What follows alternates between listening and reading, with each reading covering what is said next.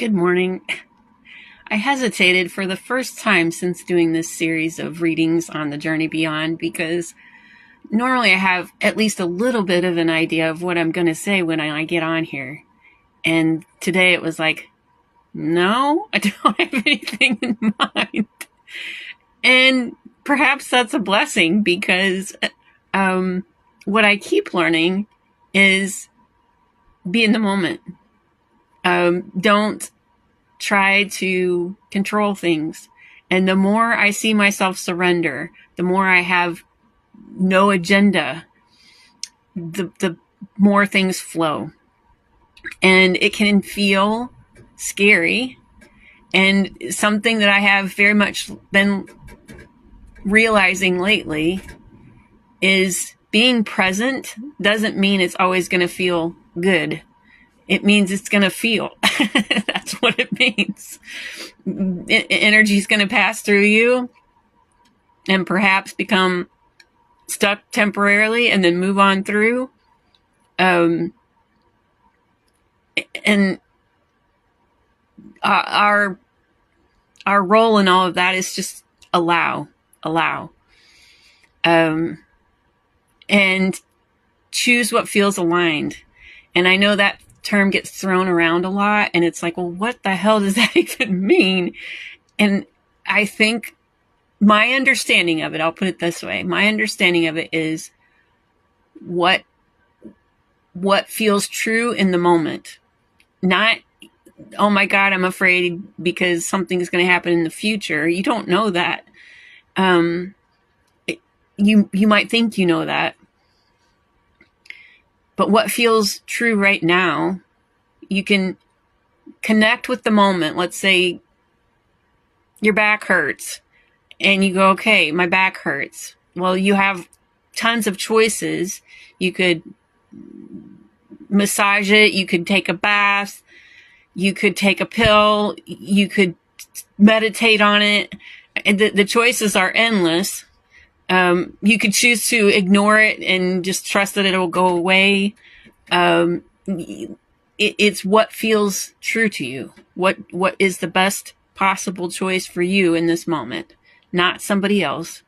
Not based on what other people are telling you. What feels true for you? So, this is where I find myself, moment by moment, trusting in the abundance of all that is, knowing that I am having an experience in this body and it's all okay. So when you hear me say there's nothing wrong, it doesn't mean everything is to our preference. It means life is what's happening and we get to choose how to respond. If we do so from a place of right now, not, oh my God, someday, blah, blah, blah.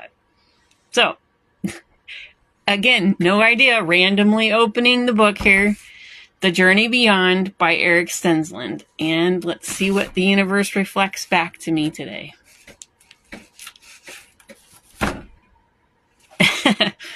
Okay, it's a rugged, rocky terrain with moss-covered rocks.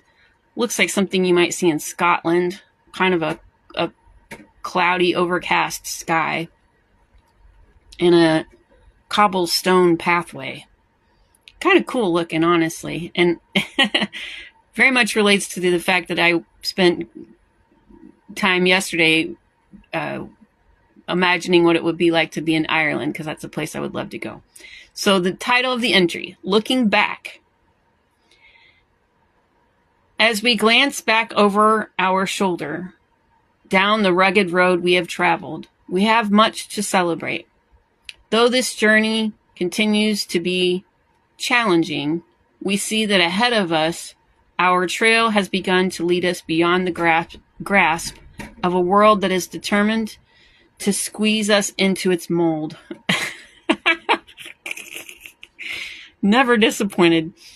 It's certainly not an easy path, but slowly we are noticing that even where all seems ugly and hopeless, there is goodness and beauty to be found. As we step beyond the crowd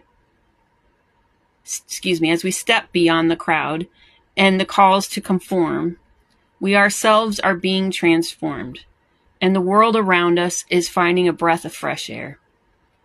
Who knows where this journey will lead next, but we can be certain it will be somewhere good. In my meditation this morning, when I was reminding myself that, reminding that voice in my head that I call George, yes, George,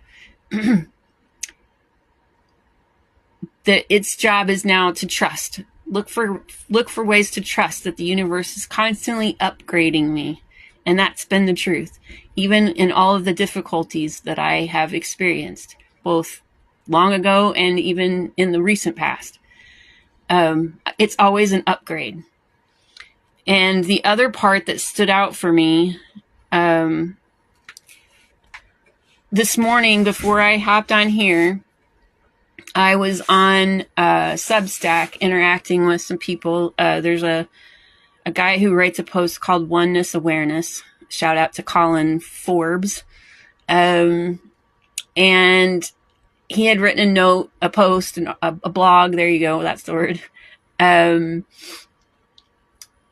that very much resonated, and announcing a new series that he's going to be writing. And I was excited and made my comment at the bottom. And it related to, well, both that and somebody else, a couple other people commented on there. And so the conversation related to the fact that when we start choosing to respond differently to life and its offerings, then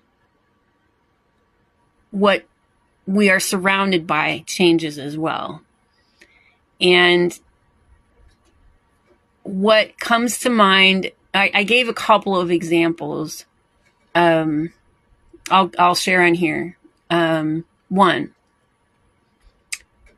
So, for example, recently, and I shared pictures on my Facebook if you're curious of what it looks like, but I spent some time in Sedona a couple days ago, and I was meditating outside of this chapel called Chapel Hill. There's a lot of people that hang out at this place. And I was sitting on this stone wall, kind of off in a corner, but still there was plenty of people around. And determined that I was going to meditate on that wall for an hour. And I had a mantra that I was saying over and over in my head.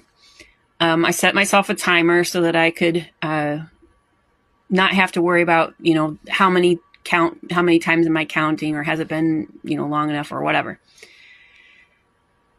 And I had all kinds of opportunities for distractions around me, including at some point, a person walked up and said, "Excuse me," to which I did not respond at all. I continued what I was doing, laser focused, but there were plenty of opportunities for me to be distracted.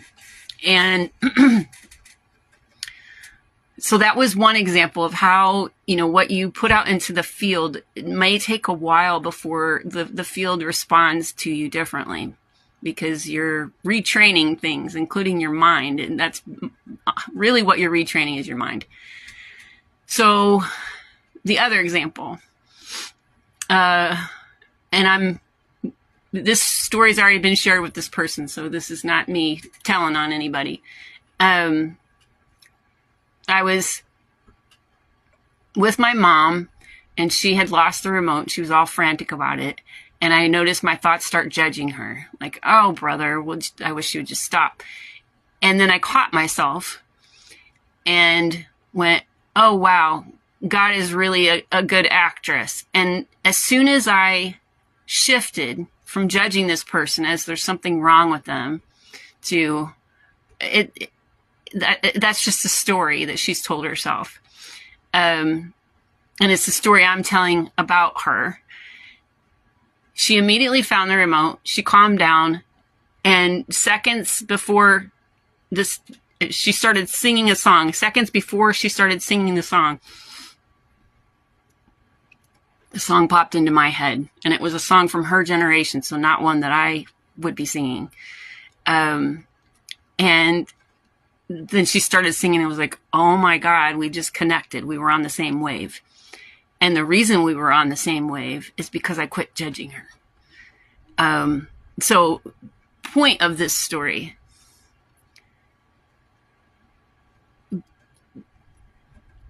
your environment will shift as you shift. And sometimes that requires you to actually make a physical change. Like, okay, I don't belong in this environment anymore.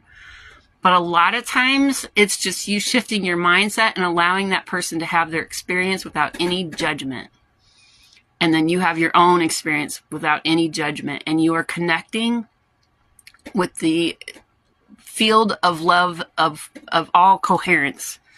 And when I say that this is a real thing, it's a real thing.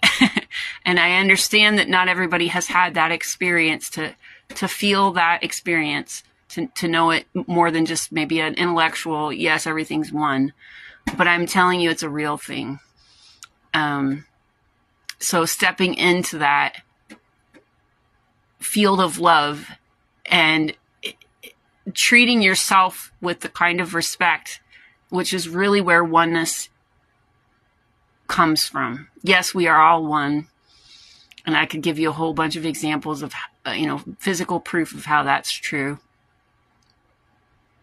And the oneness that you're seeking is within, being in alignment with what's most true for you in every moment. And this is why I started making these videos and why I'm continuing to roll with them. Because even though some part of me is going, oh, I can't believe you're doing this. This is scary. The rest of me is like, no, it's not. It's really not. This is who I am, and I'm just allowing others to see that. So I have no words to end on. We'll just stop there.